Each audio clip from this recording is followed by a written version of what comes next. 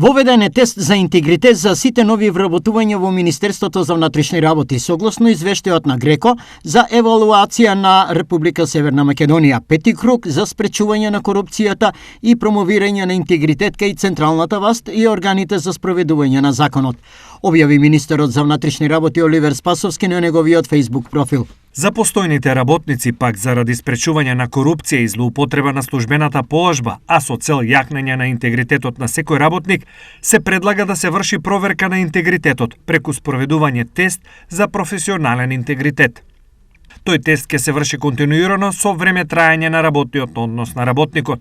Резултатот од тестот може да биде и индикатор за поведување на предистражна постапка.